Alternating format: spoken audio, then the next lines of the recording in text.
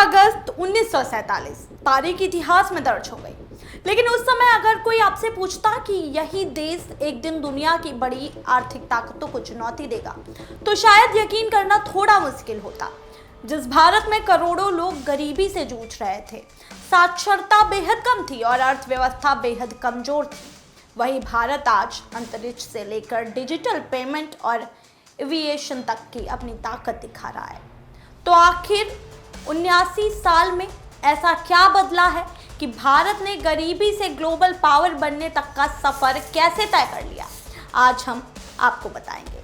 नमस्कार, मैं हूं प्रियांशी और आप सभी का हेडलाइन फोकस न्यूज में मैं स्वागत करती हूं।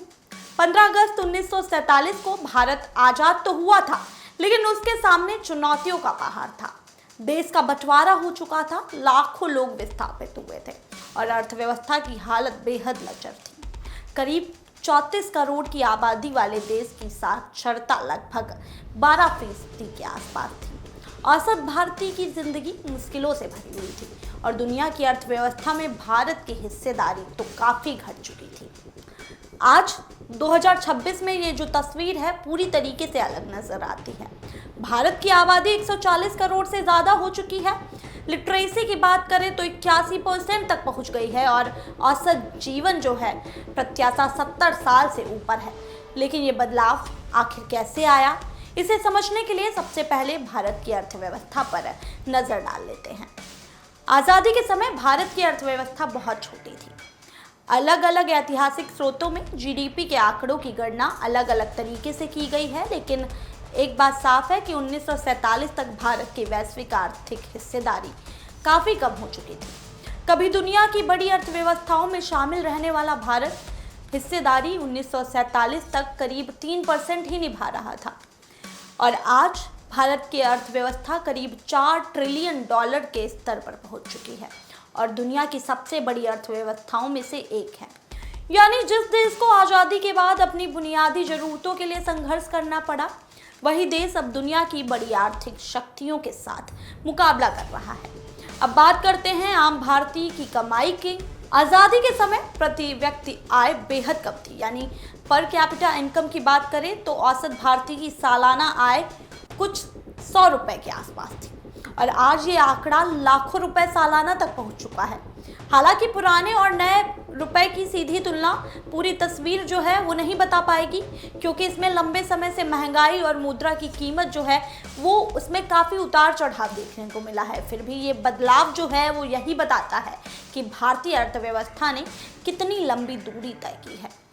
लेकिन भारत की असली परीक्षा सिर्फ आर्थिक विकास में नहीं हुई है। देश को कई बार ऐसे आर्थिक संकटों का सामना करना पड़ा जिसने पूरी व्यवस्था को ही चुनौती देने का काम किया है। सबसे बड़ा उदाहरण अगर इस बात करें तो 1991 का आर्थिक संकट था। उस समय भारत का विदेशी मुद्रा भंडार बेहद कम होता था। देश के पास जरूरी आयात के लिए भी पर्याप्त विदेशी मुद्रा नहीं बची हुई थी। हालात इतने खराब हो गए थे कि भारत को सोना गिरवी रखना पड़ा और आज भारत की सिचुएशन जो है वहाँ से बिल्कुल अलग है।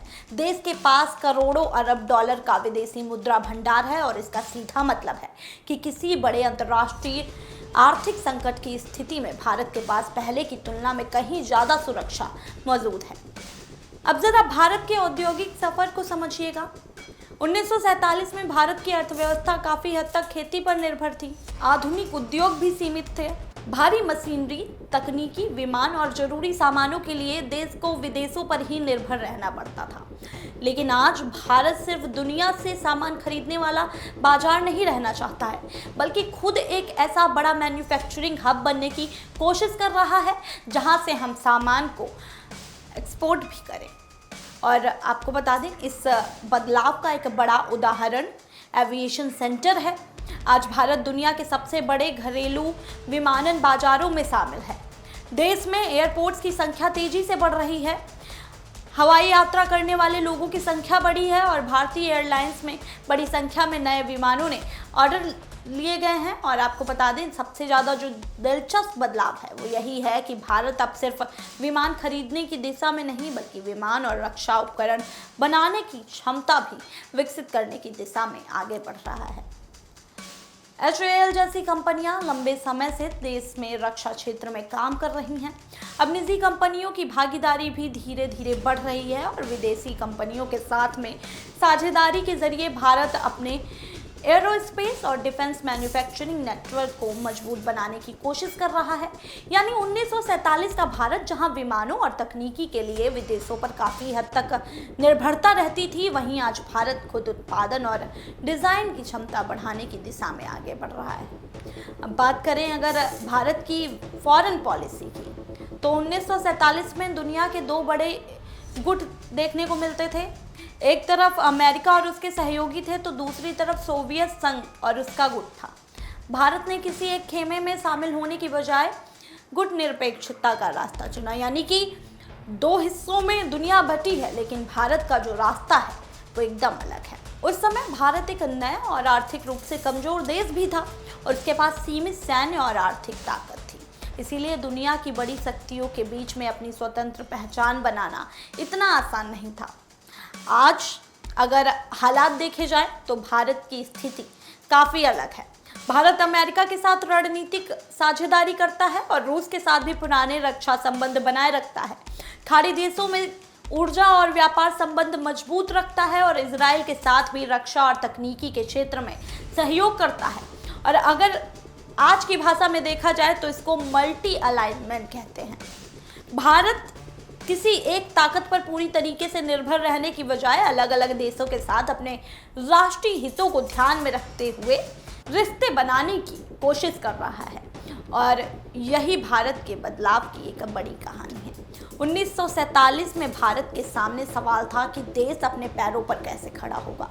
आज सवाल है कि भारत दुनिया की अगली बड़ी आर्थिक, तकनीकी और रणनीतिक ताकत कैसे बनेगा। इन 79 वर्षों में भारत ने गरीबी, युद्ध, अकाल, आर्थिक संकट, आतंकवाद और कई राजनीतिक चुनौतियां देखी हैं। हर दौर में नीतियां बदली हैं, नई तकनीकी आई हैं और अर्थव्यवस्था में नए रास्ते भी मिले हैं। और आज भारत के पास दुनिया का बड़ा डिजिटल पेमेंट नेटवर्क है, विशाल घरेलू बाजार है और तेजी से बढ़ता एविएशन सेक्टर है, मजबूत विदेशी मुद्रा भंडार है और अंतर्राष्ट्रीय मंचों पर भी पहले से कई ज़्यादा प्रभाव है। लेकिन भारत की कहानी सिर्फ GDP या फिर बड़ी अर्थव्यवस्था की कहानी नहीं है। असली बदलाव तब माना जाएगा जब देश का विकास हर व्यक्ति की जिंदगी में दिखाई दे। बेहतर शिक्षा हो, रोजगार हो, स्वास्थ्य हो, सुरक्षित जीवन और आधुनिक सुविधाओं के रूप में ये सारे जो विकास के रूप हैं ये देखने को मिलेंगे। और इसीलिए 15 अगस्त सिर्फ पीछे मुड़कर देखने का दिन नहीं है, ये आगे का लक्ष्य तय करने का भी दिन है। 1947 का भारत अपनी बुनियादी ज़रूरतों के लिए संघर्ष कर रहा था। 2026 का भारत दुनिया में अपनी जगह मजबूत करने की कोशिश कर रहा है। और अब अगला बड़ा पड़ाव है कि कैसे 2047 में आज़ादी के 100 साल पूरे हों। सवाल ये है कि तब तक भारत सिर्फ दुनिया की बड़ी अर्थव्यवस्थाओं में शामिल होगा या ऐसा देश बनेगा जहां आर्थिक ताकत के साथ हर भारतीय की जिंदगी भी बेहतर होगी। आपको क्या लगता है कि 1947 से 2026 तक भारत की सबसे बड़ी उपलब्धि क्या रही? कमेंट बॉक्स में हमें जरूर बताइएगा और ऐसी ही जानकारियों के लिए बने रहिएगा हेडलाइन फोकस के साथ। मैं थी आप सभी के साथ प्रियांशी मिश्रा।